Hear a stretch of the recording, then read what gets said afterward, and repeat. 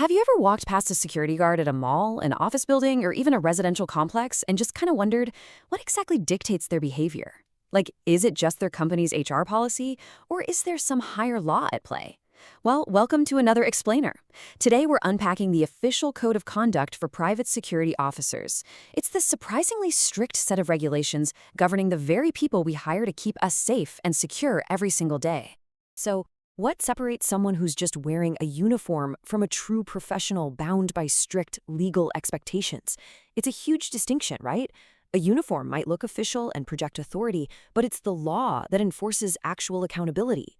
When a security officer puts on that badge, they aren't just taking on a job.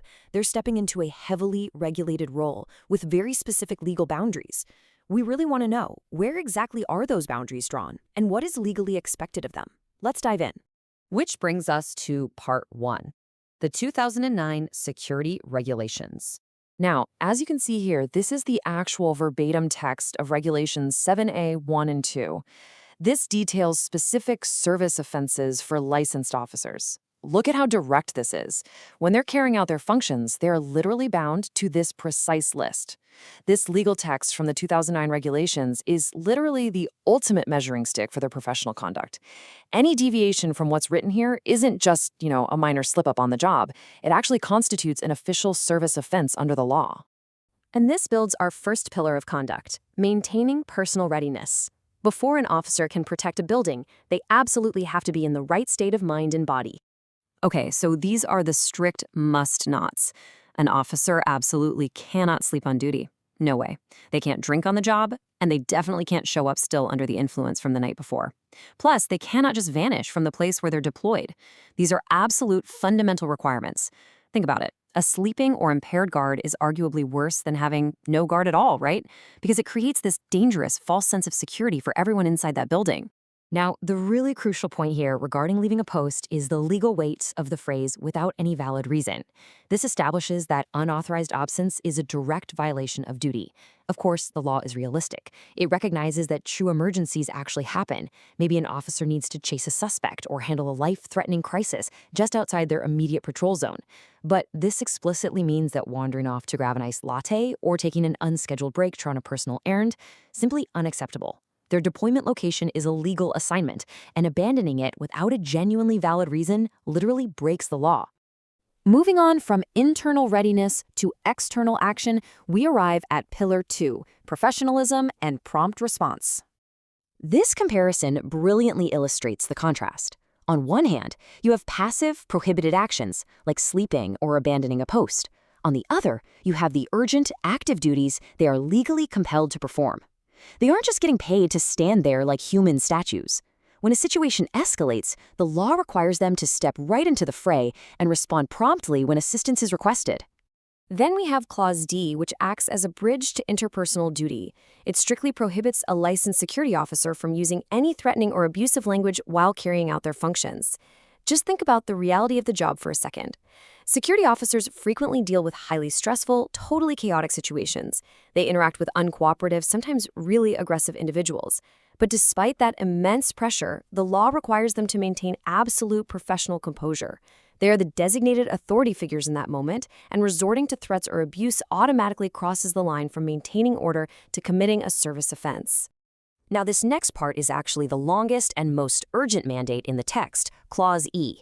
It legally requires officers to drop everything and respond immediately to specific emergencies within their deployed premises. Read this quote carefully. This is the very core of their active duty. If someone's hurt or if a crime involving property is actively occurring right there in the area they're assigned to protect, they absolutely cannot look the other way. They can't just shrug and say, well, that's not my problem. The law explicitly demands prompt, immediate action to assist the public in these scenarios. Imagine needing help for a severe personal injury in an underground parking garage and finding an officer who just refuses to help. Yeah, that's a total nightmare scenario. This breaks down exactly why the law mandates a prompt response to injury or property loss under these very specific conditions. The criteria are laid out flawlessly here. Prompt response is legally mandated for personal injury, damage to property, or loss of property. And importantly, it specifies that this must be within the deployed premises. It ensures that when the absolute worst happens in the space they're paid to secure, you have a legal right to rely on them to act swiftly. Beyond physical actions, Regulation 7A2 establishes our third and final pillar, the importance of honesty. Because at the end of the day, trust is the absolute currency of the security industry. The text explicitly states that an officer must not give any false representation to any person. This is absolutely crucial for legally protecting the public from deception. And be warned, a false representation in this context isn't just some minor exaggeration on a resume. It's a serious legal violation of their conduct code. When an officer is asked about their role, their background, or what they're actually authorized to do, they must be completely truthful. They can't just puff out their chest and pretend to have powers, training, or authority that they simply do not possess. Specifically, this means a security officer cannot legally lie or misrepresent these three critical metrics: their level of training, their skill level, or their professional qualifications as a security officer. For example, if they haven't been formally trained in advanced first aid, they cannot legally tell a tenant that they are. If they aren't qualified to carry out certain specialized access control functions, they can't falsely claim they can. It's this strict rule that ensures employers and the general public are dealing with exactly the level of professional competence they expect and, frankly, are relying upon. So, stepping back and looking at the big picture, here's the main takeaway. Why do all these rules actually matter? Ultimately, the code of conduct for private security officers isn't just about handing someone a flashlight and a radio and telling them to go patrol. It elevates the job to a trusted authority. These specific clauses collectively build a legal framework of trust. They guarantee baseline physical and mental readiness. They explicitly prohibit abusive interactions. They legally mandate prompt emergency responses when people are hurt or property is damaged. And finally, they enforce strict honesty. Together, these rules transform a simple uniform into a legally bound commitment to our safety. As we wrap up this explainer, I want to leave you with this thought. How do these specific legal boundaries shape your daily safety when interacting with security personnel? The next time you see a licensed security officer standing watch in your community, just remember this framework. Knowing they are legally bound to be alert, highly responsive, and exceptionally honest really gives you a completely new appreciation for their heavily regulated role. Thanks so much for joining me.